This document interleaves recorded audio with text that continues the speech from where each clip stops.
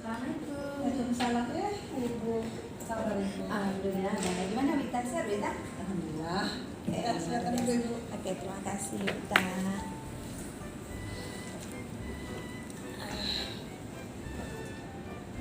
Duh, bagaimana tadi jalannya Bu?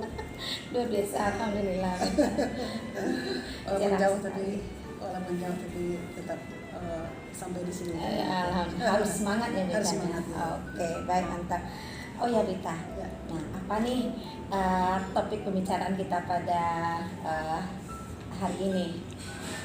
Ini Bu, masalah rapor pendidikan di sekolah. Oh, rapor pendidikannya. Rapor Oke. pendidikan. Ya. Oke, baik Wita. Kira-kira apa yang ingin Wita capai dari pembicaraan kita terkait dengan rapor pendidikan ini? Ya, setelah mengunduh rapor pendidikan kemarin saya melihat hasilnya yang agak mengecewakan gitu loh.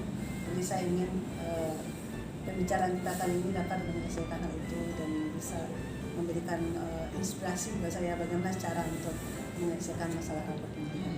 Jadi sepertinya di sekolah Wita yang bermasalah sekarang ini rapor pendidikannya ya. Jadi Wita ingin bagaimana dari sesi kita ini nanti ini ya Wita bisa menemukan solusi ya nanti dari masalah rapor pendidikannya. Oke, baik Wita. Kira-kira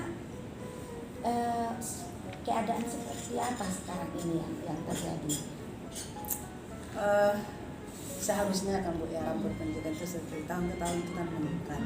Namun pada tahun ini terjadi penurunan yang seperti itulah Bu, yang tidak diharapkan lah yang terjadi.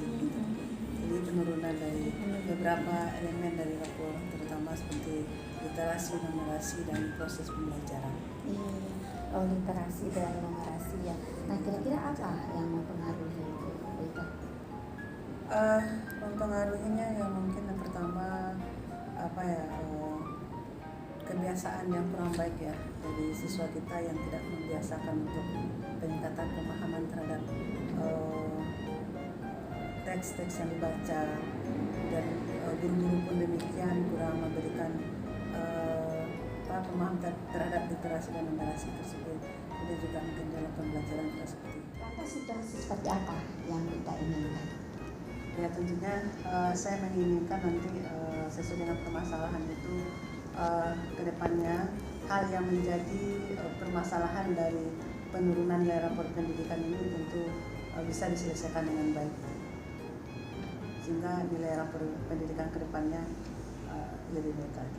Oke, jadi adanya peningkatan begitu ya Wita ya, adanya peningkatan dari rapor mutu ini ya.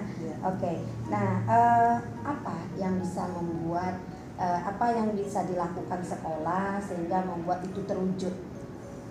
Ya sesuai dengan akar permasalahannya, tentunya kita untuk mengurai permasalahan itu tentu kita lihat akar permasalahannya. Ya akar permasalahannya tadi itu adalah karena kurangnya pemahaman siswa terhadap bacaan yang mereka baca. Tentu ini ada penyebabnya juga dari guru-guru yang tidak membiasakan anak untuk itu. Kemudian mungkin juga anak tidak memanfaatkan ya sarana prasarana yang ada, terutama dalam literasi dan numerasi.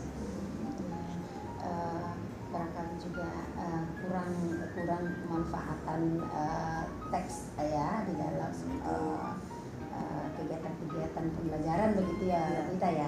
Oke.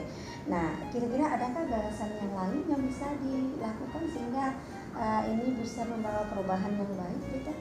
Ya, kita tahu kan Bu ya, kalau untuk hasilnya rapor ini adalah dari hasil asesmen nasional. Kita lihat dalam asesmen nasional itu soal-soalnya kan banyak yang mengarah kepada teks ya, baik literasi ataupun numerasi. Nah, sepertinya itu yang menjadi kendalanya, sehingga anak-anak kurang bisa memahami hal itu ketika mereka melaksanakan ujian. Kemudian lagi kebiasaan guru-guru yang tidak membiasakan untuk memberikan pemahaman yang utuh kepada siswa tentang teks-teks bacaan. ketersediaan juga untuk tidak memanfaatkan perpustakaan secara baik. Oke, baik Wita. Kira-kira Wita, apa yang harus dipersiapkan untuk mewujudkan itu semua? Ya, yang kita persiapkan tentu dari kita harapkan guru-guru bisa memotivasi siswanya ya, untuk meningkatkan literasi dan numerasi dengan membiasakan untuk perpustakaan atau mungkin membuat pojok baca, kemudian di dalam kegiatan pembelajaran juga dibiasakan untuk memberikan pemahaman terhadap teks yang dibaca. Jadi seperti itu.